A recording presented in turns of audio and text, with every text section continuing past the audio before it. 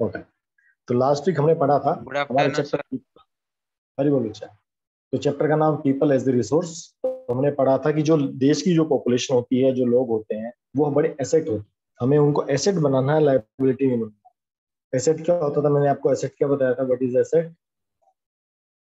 Assets किसको बोलते हैं?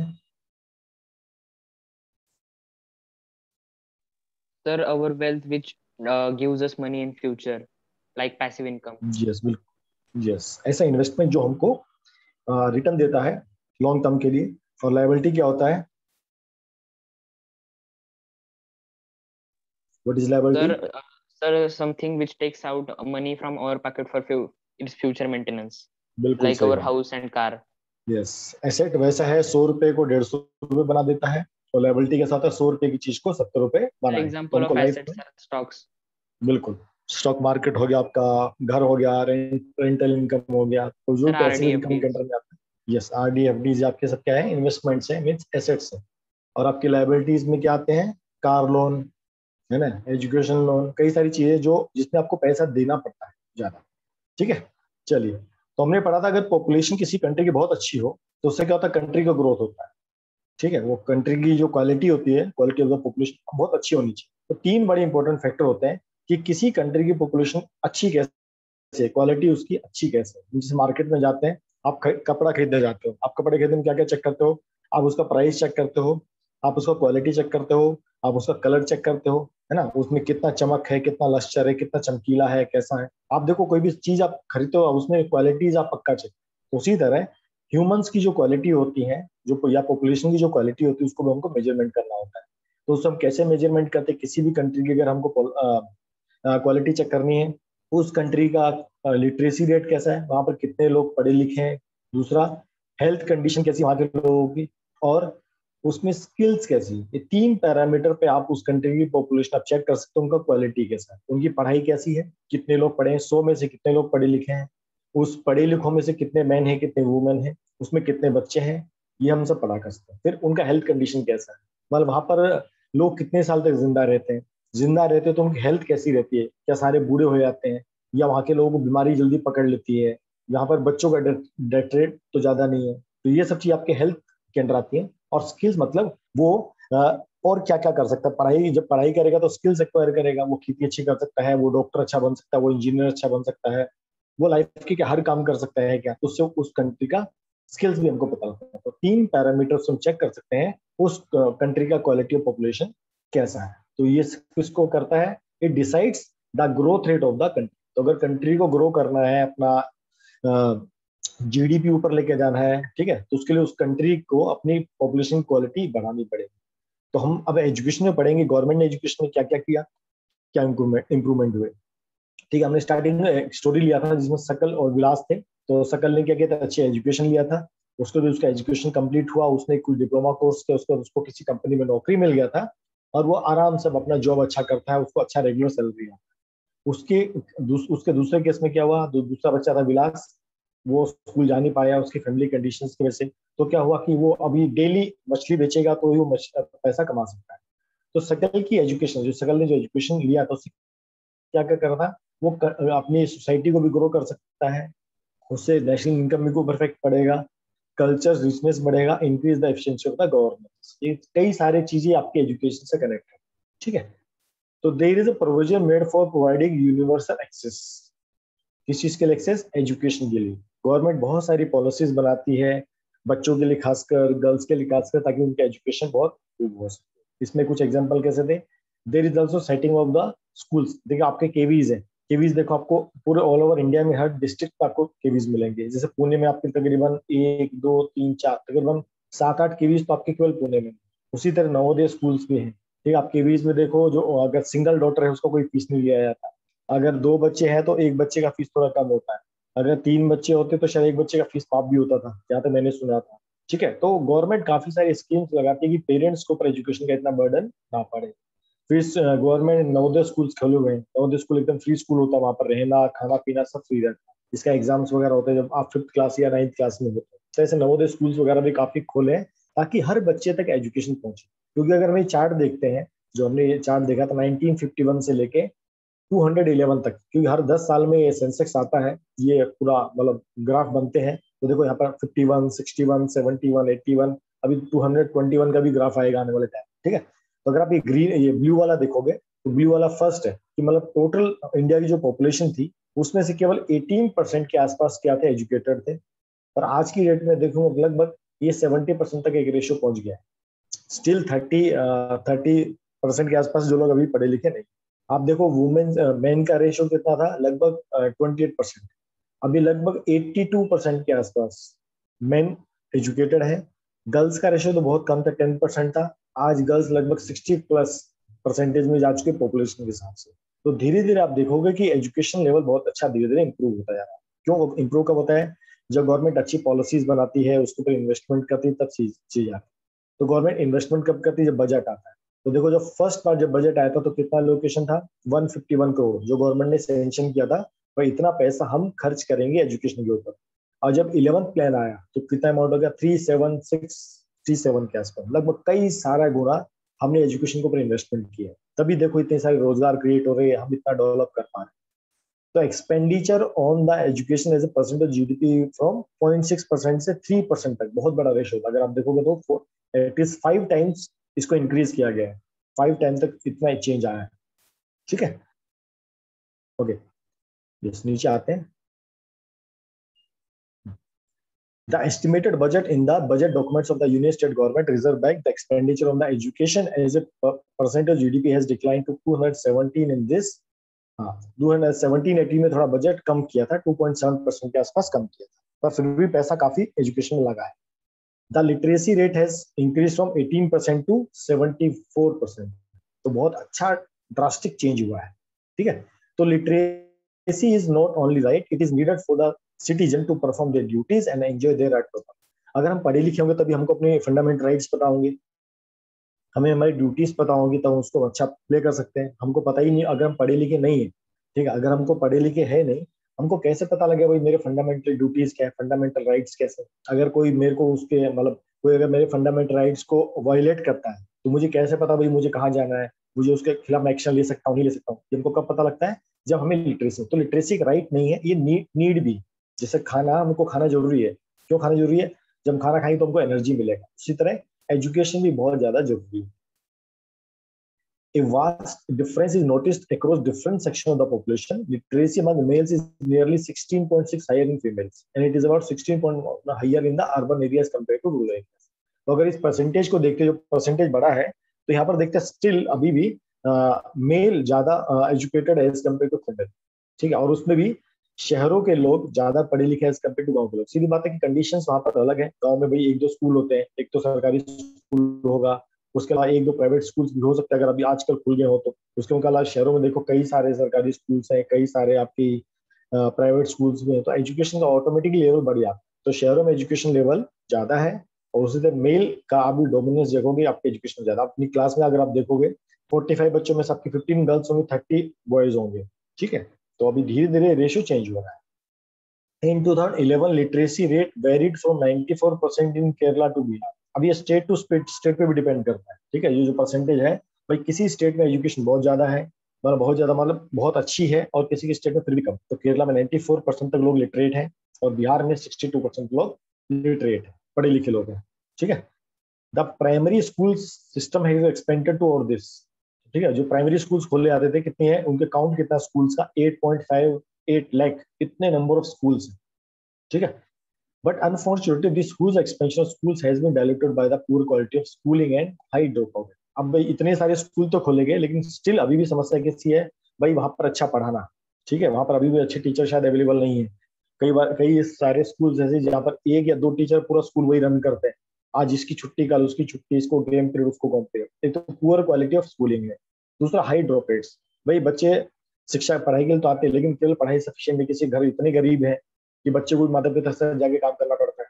ठीक है, उनको 2 टाइम का रोटी नहीं मिलता, उनको भी रोटी की अपनी चिंता होती है। तो बच्चा बोलेगा पढ़ाई लिखाई करके क्या करूंगा, मैं अपने काम करना बचपन में सीख जाता है। इसलिए हाई ड्रॉप आउट, मतलब ड्रॉप आउट मतलब होता है स्कूल छोड़ देना। भाई बच्चे ने एडमिशन तो लिया, लेकिन वो स्कूल छोड़ के चला गया।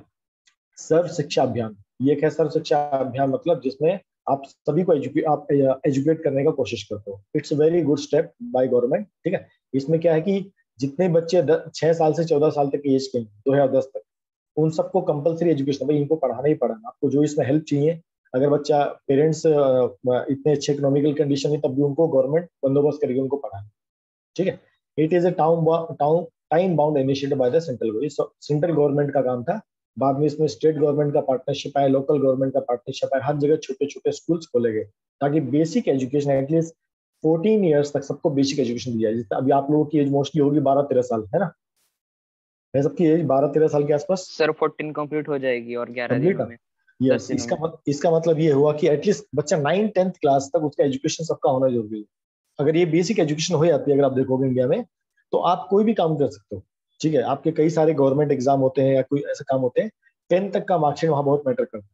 11th-12th की पढ़ाई अलग लेवल पे चले जाती है। हर बच्चे की एजुकेशन एटलीस्ट 10th क्लास तक होनी चाहिए। 10th क्लास तक बच्चा बहुत मैच्योर हो जाता है, समझदार हो जाता है, वो जिंदगी को समझ जाता है। उससे पहले तो बच्चा होता है, ठीक है। अभी धीरे धीरे वो ग्रो करता है, मैच्योर हो जाता है। तो एटलीस्ट 14 ईयर्स तक सबकी एजुकेशन होनी जरूरी होती है। Along with it, bridge courses, back-to-back school camps have been initiated to improve the environment. ठीक है। अब बच्चे अगर समझो स्कूल नहीं आ रहे, तो उनको लाने के लिए नए नए sir water campaign. Bridge courses.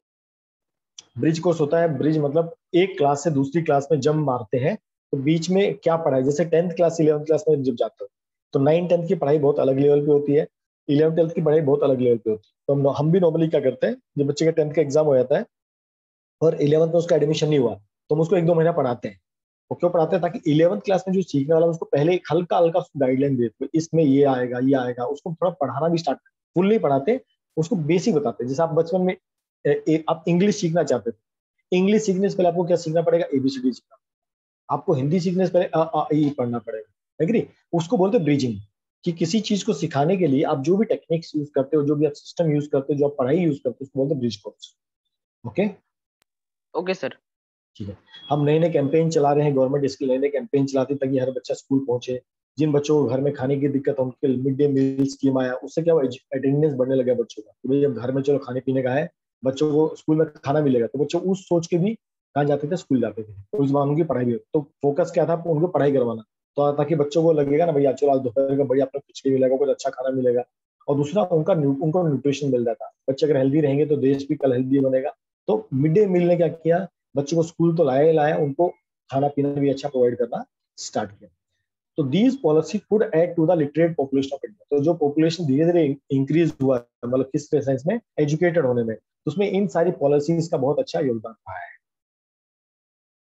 और कुछ important, yes, the strategy focus mid day meal किसका आइडिया था? बेटा गवर्नमेंट का आइडिया था। The strategy focus on increasing access, quality, adoption, space, specific curriculum modification, vocalization, ये देखो कई सारी चीजें हैं, ठीक है। ये कई सारी चीजें गवर्नमेंट ने किया, किसके ऊपर एक्सेस किया? भाई हर स्कूल को कनेक्ट करने के लिए, हर स्कूल में क्वालिटी एजुकेशन हो, ठीक है। जो स्टेट का कोर्स है वो भी वहां पर अच्छी तरह इम्प्लीमेंट हो, ठीक है। कुछ वोकेशनल कोर्सेज चाहिए वो भी प्रोवाइड कर रहे हैं, और सबके बीच में अच्छा कम्युनिकेशन। तो ये सही कई सारी स्ट्रेटेजीज फॉलो किया गया, जिसकी वजह से हमारा एजुकेशन की जो टारगेट है बच्चों को पढ़ाई करना, वो हमारे बढ़ते, ठीक है। The plan also focus on the distance education. अगर कोई बच्चा समझो नहीं पढ़ पाता, दूर है, उसकी यूनिवर्सिटी दूर है पर पढ़ना चाहता है, तो वो लॉन्ग लॉन्ग डिस्टेंस एजुकेशन भी कर सकता है। वो क्या कहते हैं, ओपन स्कूल में पढ़ सकता है। किसी बच्चे को बहुत ज्यादा दिक्कत है, उसको घर का भी काम करा, कुछ दिक्कत है, ओपन स्कूल में एडमिशन ले सकता है, उसको पर्टिकुलर स्कूल जाने की जरूरत नहीं है, वो साल के एंड में अपने एग्जाम पक्का दे सकता है, ठीक है। IT education sector, IT institution देखो समय के साथ खुलते जा रहा है, आईटी बहुत डिमांड में आता जा रहा है धीरे धीरे। तो over the past 50 years there has been significant growth in the number of universities, institution of higher learning in specialized area। आप देखो समय के साथ में पहले केवल बोलते जिसमें 8वीं क्लास पढ़ लिया बहुत हो गया, बहुत ज्यादा पढ़ाई कर ली, अब फिर 10वीं बहुत पढ़ ली उसने। अगर कोई बोलता मैंने बीए किया, उसको तो सब सैल्यूट करते, इसने ग्रेजुएशन कर ली, ठीक है। पर अभी 50 साल में आप देखोगे तो बहुत ज्यादा चेंज आ गया। अब तो इंजीनियर कर लिया, ओके, बहुत सारे लोग इंजीनियरिंग करते हैं, डॉक्टर के लिए बहुत सारे लोग डॉक्टरी कर रहे हैं। तो अब ऐसा हो गया, तो इतनी सारी यूनिवर्सिटीज खुल गई, इतने सारे इंस्टीट्यूशन खुल गए, तो पढ़ाई के लिए बहुत सारी व्यवस्थाएं, फैसिलिटीज आ गई है। तो देखो नीचे एक बहुत बढ़िया ग्राफ है कि 1950 में नंबर ऑफ कॉलेज कितने थे? केवल 750। अगर हम 2016-17 पर आएंगे तो कितना? 42,000 के आसपास। मोटा मोटा रफली आप कैलकुलेट करोगे तो 60 टाइम्स ज्यादा होंगे। हाँ, मोटा मोटा 60 टाइम्स इतने नंबर ऑफ कॉलेज 60 टाइम्स बढ़ गए, 60 साल में 60 टाइम्स आपके कॉलेज बढ़ गए। नंबर ऑफ यूनिवर्सिटी पहले कितनी थी 30, अब कितनी है 795। ये भी रफली आप देखोगे तो तकरीबन 25 से 27% के 25 टाइम्स के अकॉर्डिंगली आपकी यूनिवर्सिटीज बढ़ गई है। स्टूडेंट पहले कितने थे 2,63,000, अभी काउंटिंग कर लो कितने, तकरीबन 2,95,00,000 लगभग 2,95,00,000, मतलब तकरीबन 100 टाइम्स का इसमें इफेक्ट हुआ। ये केवल 2 लाख थे, तो लगभग 100 टाइम्स आपने इसमें ग्रो किया। 2 करोड़, आप लगभग 3 करोड़ के आसपास, लगभग आपका 3 करोड़ का डाटा है ना। यस। टीचर इन दैट, पहले टीचर्स कितने थे 24,000 के आसपास, अभी कितने हैं 14,70,000 प्लस। ठीक है, तो इतना सारा ड्रास्टिक एजुकेशन, इसलिए एजुकेशन में बहुत ज्यादा बदलाव है। जो हम 15-18% की बात करते थे वो 70% ऐसे ही नहीं पहुंचा, धीरे धीरे स्कूल खुलते गए, कॉलेज खुलते गए, यूनिवर्सिटीज खुलती गई, स्टूडेंट काउंट बढ़ता गया, टीचर्स बढ़ते गए। तो ये एक लंबा स्टोरी। ठीक है जी, ओके। कोई डाउट, कोई शक यहाँ तक? एजुकेशन में कुछ और पूछना तो आप लोग पूछ सकते हैं। यहाँ पर आपका एजुकेशन पार्ट खत्म होता है कि गवर्नमेंट एजुकेशन के लिए क्या क्या किया, क्या क्या स्टेप लिए, क्लियर सर। और डाटा कैसे इंप्रूव हुआ। ओके, चलो good. Yes sir, understood. Yes, अब अगले पॉइंट पे चलते हैं, हेल्थ। तो हेल्थ है, डू यू थिंक, ओके देखो इसमें एक सिंपल एक एग्जांपल दिया है। कोई कंपनी है जिसमें 100 एम्प्लॉय, ठीक है, अगर 100 लोगों की हेल्थ बहुत अच्छी है तो समझो कंपनी आपके 30 दिन आराम से काम कर सकती है। लेकिन अगर 100 में से 50 लोग ऐसे जो हमेशा बीमार पड़ते, आज इसका पेट दर्द, किसी का सिर दर्द, किसी को ये, किसी को वो, और आप 100 में से केवल 70 लोग काम करने आ रहे हैं, तो क्या वो कंपनी अच्छा ग्रो कर सकती है? कभी भी ग्रो नहीं कर सकती। आपका कैसा भी सिस्टम हो, अगर आपके पॉपुलेशन आपकी हेल्दी नहीं है तो कोई सिस्टम ग्रो नहीं कर सकता है। ठीक है, तो अगर आपको अपनी कंपनी को ग्रो करना है या अपनी फैक्ट्री को ग्रो करना है तो आपको वहां से बीमारी को हटाना बहुत जरूरी है। तो the health of a person help him to release his full potential and ability to fight illness. अगर समझो आपका कल कुश्ती का मैच है, कबड्डी का मैच है, क्रिकेट का मैच है, फुटबॉल का मैच मान लो, आप लोग तो आजकल फुटबॉल ज्यादा खेलते हो, आप एक कबड्डी शबड्डी शायद नहीं खेलते हो। तो अगर आपका फुटबॉल का मैच है और आपका पेट खराब हो जाए तो आप क्या अच्छा परफॉर्म कर पाओगे? आप बिल्कुल परफॉर्म नहीं कर पाओगे।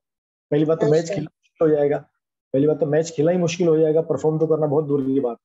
आप किसी तक टैबलेट लेके आ भी गए कि भाई टैबलेट ले आके चलो मैच खेलूंगा, फिर भी आप उतना फुल एफिशिएंटली परफॉर्म नहीं कर पाओगे जितना एक हेल्दी आदमी कर सकता है। तो इसी तरह किसी भी कंट्री को अगर ग्रो करना है तो उसकी पॉपुलेशन को हेल्दी होना बहुत ज्यादा जरूरी होता है। तो उसके लिए जैसे गवर्नमेंट एजुकेशन के लिए बहुत सारे स्टेप्स लेती है, बजट एलोकेट करती है, स्कूल्स बनाती है, कॉलेज बनाती है, यूनिवर्सिटीज बनाती है, टीचर्स रिक्रूट करती है, उसी तरह हेल्थ में भी सेम है। ठीक है, तो उस तरह हेल्थ में भी हमको एफर्ट लेने जरूरी है।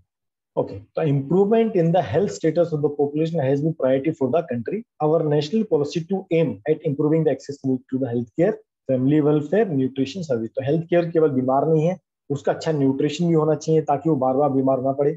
उसके पूरे फैमिली की हेल्थ भी देखनी जरूरी होती है। भाई एक बच्चा बीमार है, वो बीमार होगा, दूसरों को बीमार करेगा, तीसरों को बीमार करेगा, तो बीमारी आपस में फैलती भी है।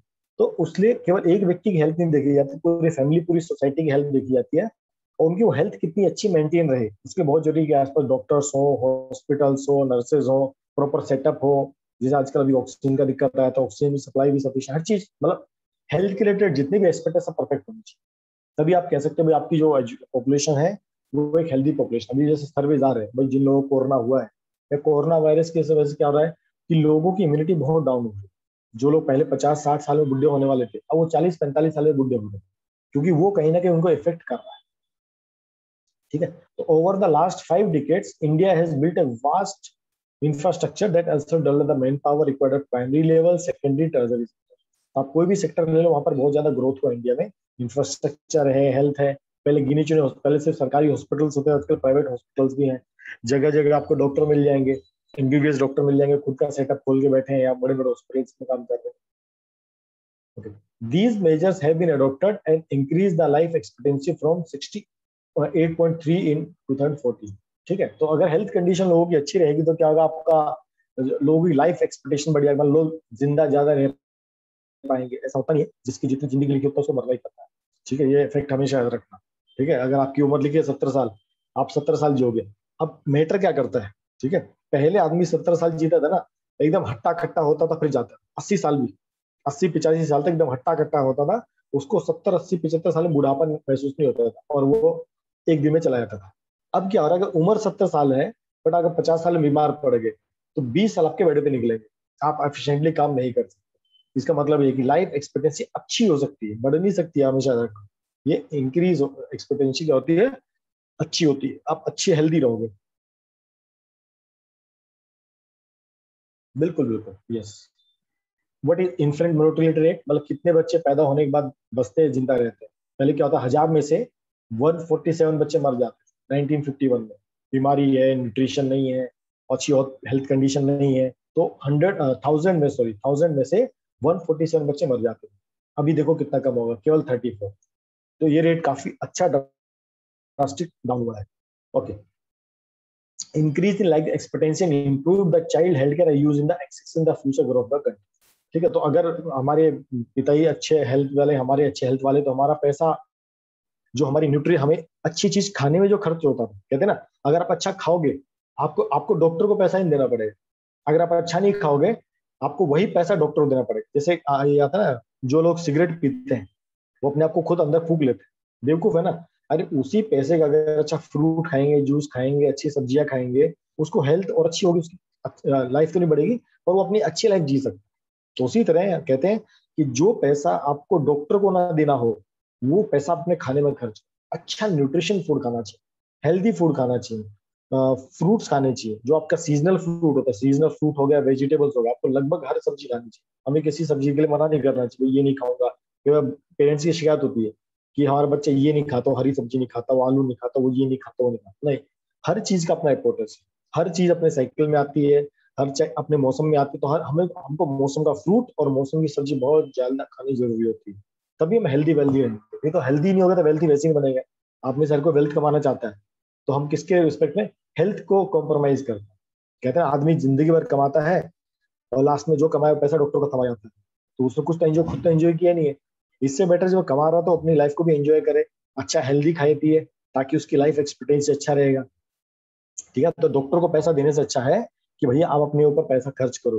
100 रुपए का अगर आता है एप्पल, तो एप्पल खा लो। मैंने कहते हैं one Apple keep a doctor away. तो इसी तरह हमें अपनी हेल्थ के ऊपर ध्यान देने की बहुत, हमें केवल ये नहीं सोचना चाहिए बहुत सारे हॉस्पिटल खुलेंगे तो मेरे लिए अच्छा है, नहीं। हॉस्पिटल तो उनके लिए बिजनेस है। अगर मुझे हेल्दी रहना है तो मुझे खुद सोचना पड़ेगा मैं इसमें हेल्दी कैसे रह सकता हूं। इसलिए अपने खाने ऊपर अच्छा पैसा खर्च करना चाहिए, क्योंकि हम कमाते क्यों है, खाने के लिए। समझो आपके पास पेट नहीं होता और आपको भूख ना लगती, तो आधी से ज्यादा 70-80% पॉपुलेशन कोई काम ही नहीं करती। क्यों, भूख लगेगी तो कुछ टेंशन ही नहीं है, पानी पिया काम चल गया, पानी पिया काम चल गया। फिर आदमी कमा क्यों रहा है, कपड़े के लिए थोड़ी कमा रहा है ना, घूमने फिरने के लिए कमाता, तो खाने के लिए कमाता है। सबसे इंपॉर्टेंट नीड खाना होता है।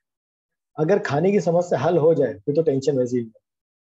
ठीक है, तो इसलिए हमें अच्छा खाना खाना बहुत जरूरी होता है। Okay, got it. तो increase in the longevity in the life is an indicator of good quality of life, marked as self reduction in infertility rate reduce the protection of the। तो जैसे आपकी हेल्थ कंडीशन बढ़ रही है, ठीक है, तो उससे आपका इन्फेंट मोर्टिलिटी रेट कम होता है, तो बहुत अच्छी बात। ओके जी, अभी हमारा हेल्थ इंफ्रास्ट्रक्चर है कैसे समय के साथ बदला है। इसमें उसमें डाटा एजुकेशन में तो 2051 से दिया गया था, इसमें डाटा तो बहुत पुराना है। ठीक है, हेल्थ हॉस्पिटल्स, ठीक है, तो 2013 में कितने थे, 1,81,000।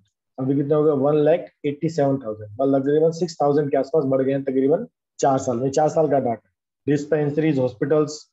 ठीक है, ये डाटा, हाँ, ये 29,000 है, ये 31,000, मार्किंग गलत किया। हॉस्पिटल बेड्स कितने हैं, 6,28,000। अभी कितने हैं, 7,10,000, और 2017 की बात करें। तो आप देखोगे धीरे धीरे हम इंप्रूव कर रहे हैं, कोई ऐसा डाटा आपको कम दिख रहा नहीं, सारे डाटा बढ़े हुए। तो हर साल आपके हॉस्पिटल्स बढ़ रहे हैं, आपके डिस्पेंसरीज बढ़ रही हैं, बेड बढ़ रहे हैं, रजिस्टर्ड डॉक्टर बढ़ रहे हैं, नर्सिंग का स्टाफ बढ़ रहा है। तो धीरे धीरे क्या हो रहा है कि हम हर जगह ग्रो कर रहे हैं, कहीं ऐसे रुका नहीं है। बहुत ही SC, it is sub centre, PSC primary health centre, anganwadi, आपको आंगनबाड़ी वगैरह आप कहते हो, सीएससी कम्युनिटी हेल्थ सेंटर। ठीक है, so अगर ये 4 ईयर में, अगर ये 4 ईयर पीछे है तो अभी तक तो बहुत बढ़ गया। हाँ बिल्कुल, काफी कुछ बढ़ा है अभी तो समय के साथ। ओके, तो ये डाटा दिया आपको चार, तो उससे आपको आइडिया लग जाएगा 1951 में क्या था और अभी क्या है। कम्युनिटी सेंटर क्या होते हैं, कम्युनिटी सेंटर भी ऐसे ही होते हैं आपके, जैसे आपका होता है ना गवर्नमेंट की तरफ से एस्टेब्लिश्ड क्लब हाउस टाइप के, जहाँ पर आपके हेल्थ कंडीशन आप मॉनिटर कर सकते हो, समथिंग वैसा, जिम टाइप की चीजें, योगा टाइप की चीजें, ठीक है, उसको भी आप कम्युनिटी हेल्थ सेंटर कह सकते हो। कम्युनिटी हेल्थ सेंटर दूसरा होता है आपके लोकल सरकारी हॉस्पिटल्स, जो एक तो होता है बड़े बड़े हॉस्पिटल गवर्नमेंट के, एक छोटे हॉस्पिटल्स भी होते हैं, मोहल्ला क्लिनिक जिसको बोलते हैं, छोटे छोटे हॉस्पिटल्स, जहाँ पर भाई एक दो डॉक्टर आते हैं और सुबह शाम आपका इलाज करके जाते हैं। वहां पर बाकी फैसिलिटीज नहीं होती, बट एक तरह से ओपीडी आप कह सकते हो। आप गए, नॉर्मल बीमारी, आपने उसे पर्ची लिखाई, अपनी दवाई लेके चले गए, जहाँ पर आपको डॉक्टर को पैसे देने की जरूरत नहीं, आपको वो दवाई का पैसा देने की जरूरत नहीं, छोटे छोटे गवर्नमेंट की तरफ से एस्टेब्लिश्ड है, ठीक है। Yes, there are many place in India which does not have even basic facilities. ये भी सही बात है कि आप भाई आपका हर जगह ये small clinic by the government, ठीक है। अभी भी कई ऐसी जगह जहाँ पर भाई स्कूल्स नहीं है, मतलब या हॉस्पिटल्स नहीं है, अभी भी ऐसी कई सारी जगह है, तो वहाँ पर छोटे छोटे ऐसे क्लिनिक्स वगैरह है। Okay, yes, any doubt in education? All clear?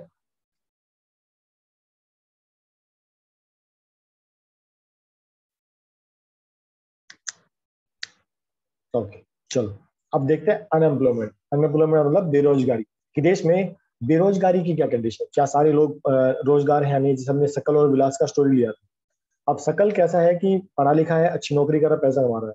अब विलास पढ़ा लिखा नहीं पर नौकरी पक्का कर रहा है, मतलब अपना खुद का काम कर रहा है पर कर कुछ पक्का रहा है, ठीक है।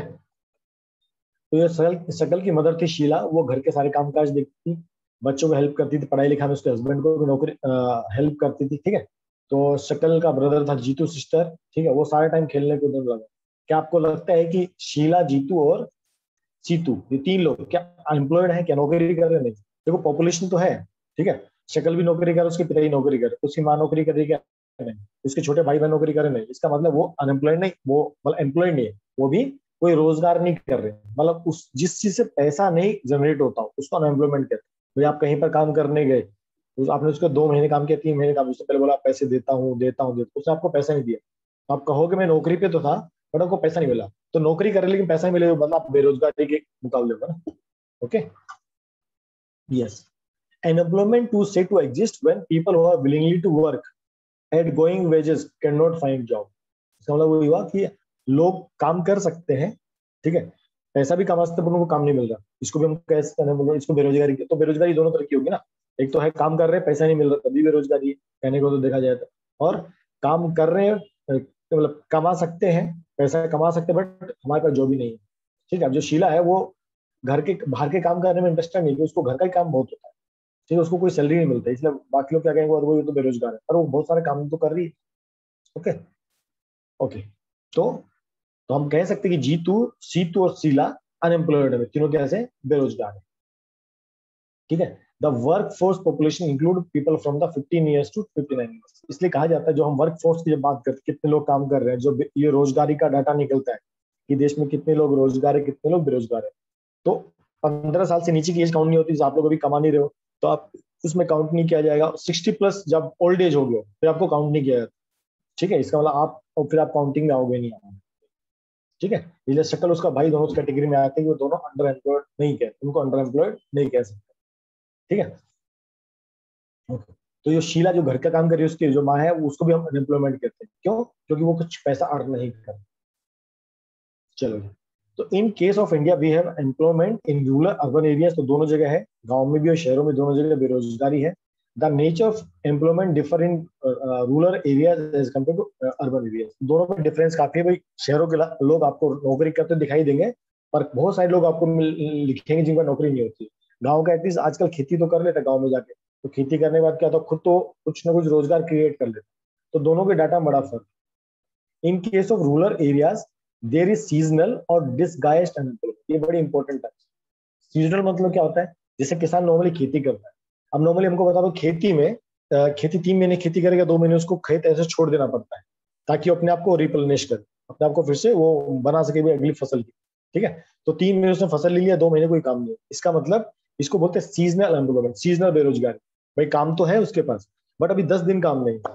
जैसे आप किसी फैक्ट्री में काम करते हो, उसने कहा मैं तुमको 20 दिन नौकरी दूंगा, 20 दिन को तुमको सैलरी दूंगा, और एक कंडीशन ये भी रखी तुम्हारे सामने, तुम कहीं और जॉब नहीं कर सकते, तुमको 30 दिन में से केवल 20 दिन मेरे पास काम करना है, मैं तुमको केवल 20 दिन का सैलरी दूंगा, पर मेरी एक शर्त ये है, बाकी 10 दिन तू घर बैठेगा खाली बैठे, तो इसका मतलब क्या हुआ, 10 दिन ये बंदा बेरोजगार है, इसको कोई काम नहीं। इसको बोलते हैं सीजनल अनएम्प्लॉयमेंट, सीजनल बेरोजगार। दूसरा होता है डिसगाइज्ड अनएम्प्लॉयमेंट। डिसगाइज का मतलब कि हमको लगता है हम काम कर रहे हैं, हमको लगता है हम काम कर रहे हैं, बट हम उससे कुछ अर्न नहीं कर पा रहे। जैसे खेत में अगर 2 आदमी की जगह है कि 2 आदमी आराम से काम कर सकते हैं, और उसमें 4 लोग लगे हैं काम करने के लिए, काम तो 2 ही आदमी का है, पर कितने लोग कर रहे हैं, 4 लोग कर रहे हैं। इसका मतलब 2 लोग फालतू में लगे हैं, इसको होता है डिसगाइज, बहरूपिया। बहरूपिया मतलब दिखता है कि काम कर रहा है, बट उससे पैसा नहीं अर्न होता। जो, क्योंकि जितना पैसा अर्न करोगे वो तो 2 आदमी काम करके भी अर्न कर सकते हो, तो 4 लोगों को 8 लोगों को लगने की जरूरत है। Got it? इसको बोलते हैं डिसगाइज अनएम्प्लॉयमेंट। इन दोनों टॉपिक में किसी को डाउट हो तो पूछ सकते, सीजनल और डिसगाइज। No doubt?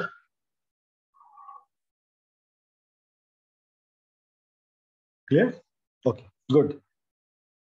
जैसे आपको मैंने बता दिया, सीजनल देखो फिर से, employment means happen when people are not able to find job. मैं नौकरी कर तो सकता हूँ, मेरे पास नॉलेज भी है, बट मेरे पास काम नहीं है, इसको बोलते हैं सीजनल, क्योंकि कल काम मिलेगा मैं काम कर सकता हूँ। दूसरा, people dependent on agriculture usually face this problem. ठीक है, खेती में हम काम कर रहे हैं, 3 महीने काम था, 2 महीने कोई काम नहीं, अगली फसल 2 महीने बाद ही ले सकता हूँ। इसका 2 महीने में फुल छुट्टी है, मैं कुछ और तो कर नहीं सकता। मैं सिर्फ खेती करता हूँ, मेरे पास एक ही काम है, खेती करना है। और 3 महीने में फसल लगाई, फसल काट के आगे घर में पैसा आ गया। अब 2 महीने फसल नहीं आएगी, क्योंकि खेती को अपने आप को ग्रो करना, मैं उसको खाद डालूंगा, खाद डाल के उसको तैयार करूंगा अगली फसल के लिए। इस टाइम क्या हुआ, वह आदमी कुछ काम करता नहीं दिखाई, उससे पैसा जनरेट नहीं, काम करता तो दिखाई देगा, तो उससे पैसा जनरेट नहीं होता। Got it? ठीक है अथर्व? सिंपल एग्जाम बता, मैं कंपनी में काम करता हूँ, कंपनी ने कहा हम तुमको 20 दिन का सैलरी देंगे, 10 दिन तुमको सैलरी नहीं देंगे, बट एक शर्त है, 10 दिन तुम काम कहीं और नहीं करोगे। इसको बोलते हैं सीजनल अनएम्प्लॉयमेंट। ठीक है। इन केस ऑफ डिसगाइज्ड एम्प्लॉयमेंट आपको बता दें, पीपल अपीयर टू एम्प्लॉयड। ठीक है, लगता है कि लोग नौकरी कर रहे हैं, लगता है लोग काम कर रहे हैं, पर उससे पैसा अर्जित नहीं हो रहा। ठीक है, they have agriculture plot where they find work. This normally पूरी उनकी फैमिली होती है खेती में लगी है, पर काम कितने लोगों का है, 8 लोगों का, 5 लोगों का। कितने लोग लगे, 8 लोग, है ना। एक एग्जांपल दिया, जैसे work required for the service, 5 लोगों का काम है, कितने लोग कर रहे हैं, 8 लोग काम। ठीक है, कई बार भारी आपको सामान, कोई हल्का सामान उठाना होता है, टीचर आपको बोलती है चल भाई ये बेंच यहाँ से वहां शिफ्ट कर दो, मान लो आपको बोला, ठीक है। अभी क्या होता है, काम तो 2 लोगों का है, तो 2 लोग उठा के बेंच आराम से, कहने को तो एक आदमी भी कर सकता था, एक स्टूडेंट कर सकता था, पर टीचर बोले चल 2 लोग तो कर लो एटलीस्ट। अब उसको 2 की जगह उसमें 4 लोग जुड़ गए। भाई हम भी तो लोग, हमें भी लगना है कि टीचर, हम भी बोलेंगे हमने हमने भी काम किया, टीचर को हम बोलेंगे हमने भी काम किया है। इसको बोलते हैं डिसगाइज्ड एम्प्लॉय, कि काम तो है 2 आदमी का, पर लगे लोग 4 हैं, 10 लोग लगे हैं, तो इसको बोलते हैं बहरूपिया बेरोजगार। Okay, yes.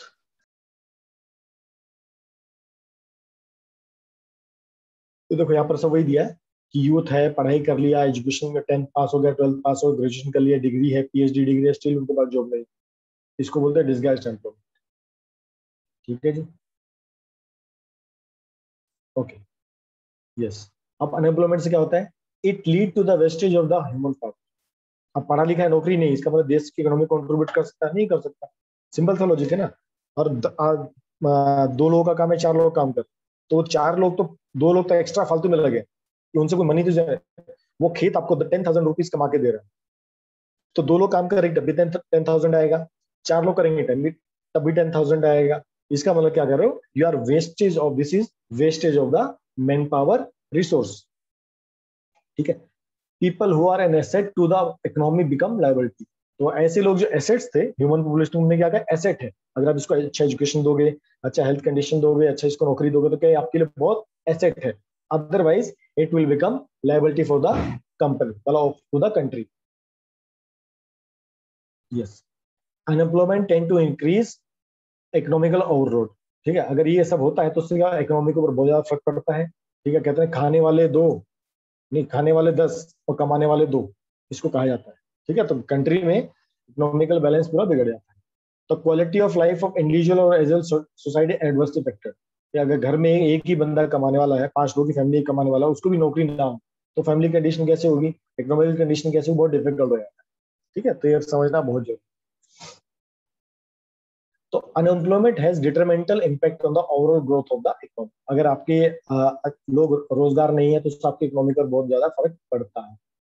Indicator increase in the unemployment, अगर बेरोजगारी बढ़ती है, it is impression of the depressed economy. तो इकोनॉमी एक तो बूम होती है, भाई हर एक को नौकरी है, अच्छा पैसा आ रहा है, सब कुछ अच्छा कमा रहे हो, इसको बोलते हैं बूम इकोनॉमी। एक होता है डिप्रेस्ड, यार मार्केट में जॉब ही नहीं है, मार्केट में काम ही नहीं है, कुछ मिल नहीं रहा, कुछ क्या करें, इसको बोलते हैं जब बेरोजगारी बढ़ती है तब इसको क्या बोलते हैं, डिप्रेस्ड इकोनॉमी। इकोनॉमी डिप्रेस्ड है क्यों, कमाने वाले 2 और खाने वाले 10, ये फर्क पड़ता है। ठीक है, it also waste the resource which could have generally employed, तो जिन लोगों को नौकरी मिल सकती थी उनको नौकरी नहीं मिल रही, इसमें क्या इकोनॉमी को तो फर्क पड़ेगा ही करेगा। Okay, in case of India statistically the unemployment rate is low with large number of people represented with lower income and reproductive are counted by the, तो इंडिया में इतना पूरा केस नहीं जितना बाकी जगह हो सकता है। इंडिया में फिर भी आदमी कुछ ना कुछ काम धंधा ढूंढ ही लेते, अपना रोज का काम कर, भीख मांगी भी आदमी देखो करोड़ों रुपया कमा सकता, बरोबर ना। तो इंडिया में वैसे कमी नहीं है, लोग बेरोजगार नहीं तभी पैसा कमा सकते। ठीक है, तो they appear to work throughout their but in terms their potential और इनकम। ठीक है, yes, okay.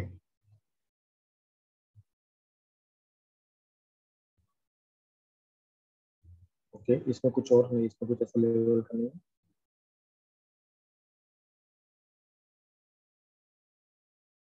The employment structure is characterized by the self-employment in the primary sector। अगर आप प्राइमरी सेक्टर को देखोगे तो यहाँ पर मैक्सिमम लोगों ने खुद अपना रोजगार क्रिएट किया।